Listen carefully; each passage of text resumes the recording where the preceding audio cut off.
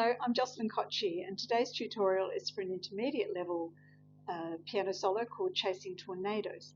Essentially, it's a study in finger dexterity. It is lots of fun and exciting to play because it involves lots of fast flying arpeggios, lots of crossing over of hands, and generally plenty of keyboard gymnastics. It's published by Wurpang at australiancomposers.com.au in a collection called Another Pinch and a Stronger Dash, but also available as a piano solo.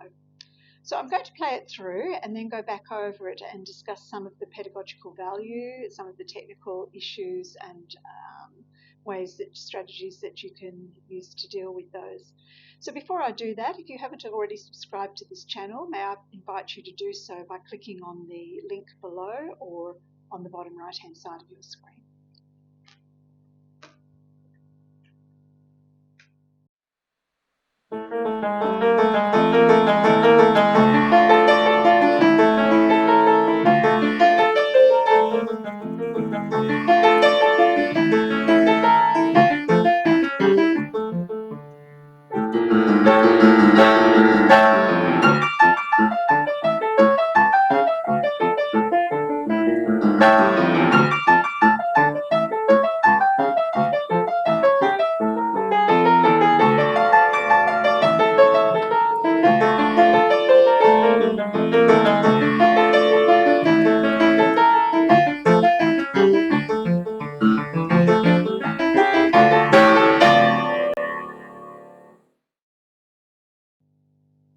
So this has been one of my most popular pieces because it is so fun and so exciting to play.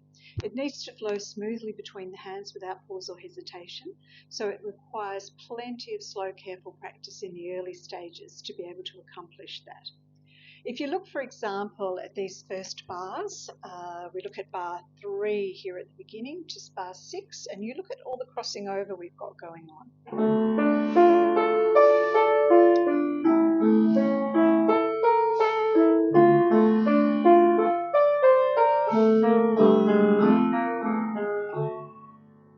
There's a lot happening there, so it's really going to be quite difficult for the students to be managing that and looking from the score to the piano. So it's always helpful, I think, for them to memorise pieces like this. I prefer it to be memorised because it just makes it much easier for them to see what's going on and to know what's happening in the hands. One of the pedagogical benefits of this piece is playing arpeggios with accuracy. I like my students to analyse their chord structure before they take this to the piano so that they know what's going to be happening in the music. And in a piece like this, which has so many arpeggios, they can see at a glance what arpeggios they are. So if we look again at bar 3, and we've got this D in the bass, so we've got in the treble A, D, F, A, cross over to D, then A, F, D. So they can work out that those are all notes that belong to the D minor triad, and they can shade that whole area in dark purple accordingly. If we look at the beginning of bar 4, we've got A in the bass, E in the treble, A, C sharp, and up to high A. We've also got a little auxiliary note there, which we can ignore. I want them really to look at the most obvious chords and triads initially, and colour out the ones that they recognise so that they know what's going on, obviously. Those auxiliary notes and extra notes, once they're familiar with how to work with their scores in this way, then we can colour out those notes individually and show them as auxiliary notes that don't actually belong to the triad. And they can do that way. So that second, or that bar 4, the second bit, they can colour red for the A major triad and so forth. If we have a look now at the second page, we've got this arpeggio of D minor, or a broken chord of D minor coming all the way down. And then A, and then back to D minor. It's a great opportunity for your students to learn how these broken chords feel under their fingers and learn a bit of keyboard geography so that they can play this on autopilot, because this section has the hands very far apart. The left hand is way down here the right hand is up here playing this arpeggio. The left hand has got these,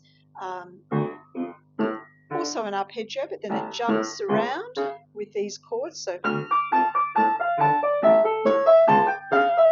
very difficult for students to manage because their peripheral vision just doesn't quite manage to take in both hands. So if they're trying to also look at the score, that's going to be really difficult.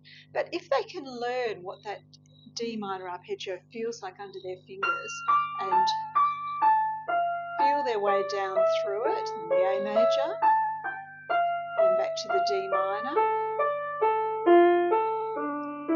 and then they can practice that until they have it on autopilot, and then they can put it very comfortably with the left hand jumping around and keep their eyes on what the left hand is doing without having to worry about the right hand because they've got that down pat on autopilot.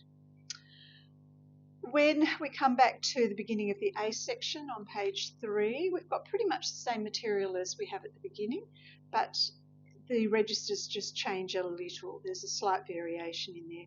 But we've got the same sort of thing, lots of crossing over going on.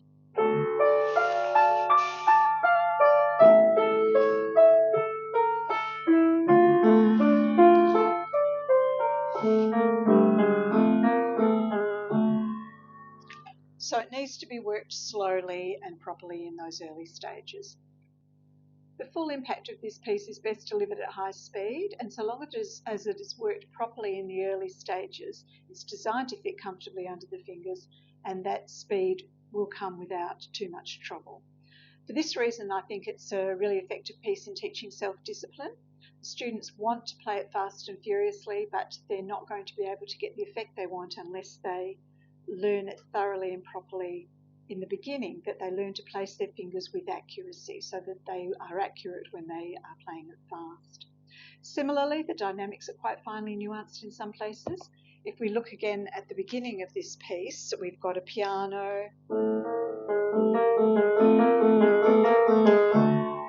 crescendo into a mezzo forte within 2 bars, and then on the second line we go from that mezzo forte back to piano instantly, and then crescendo back to a mezzo forte in less than 1 bar. So we've got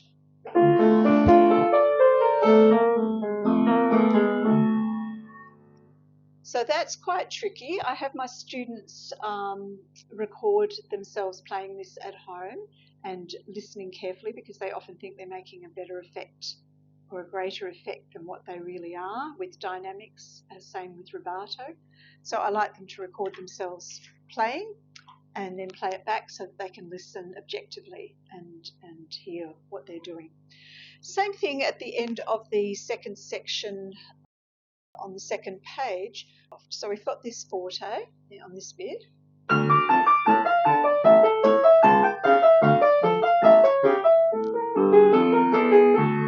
So it goes to a sudden piano and then back up to mezzo forte again, and so forth. So they really have to be listening very carefully to what they're doing in those sections. Pedal should be applied judiciously to allow colour and contrast and to allow the phrase endings to not be too abrupt, but without obscuring the running notes and the staccatos so that they're not going to be too blurry. Structurally, we have a simple ternary form in D minor with a short intro to each section and the whole piece concluding with a short coda. Played at speed, this piece would be at about 3rd grade level in the AMEB and ANZCA systems and about 4th grade level in the ABRSM system. I hope your students enjoy the challenge of playing Chasing Tornadoes. It's got plenty of pedagogical benefit for them, lots of skills that they can learn or can work on developing, and it's available along with the entire Another Pinch and a Stronger Dash collection from Wirrapang at australiancomposers.com.au. So if you've enjoyed this video and would like to see more tutorials like this, please subscribe by clicking on the link below. And if you or your students have any questions about this piece or would like some guidance with other technical issues that I perhaps haven't covered in this video, please put them in the comments below. And equally, if you have videos of your students performing these, which I love to receive, then either link to them in the comments below or send them to me privately. And I always enjoy hearing them. So thank you.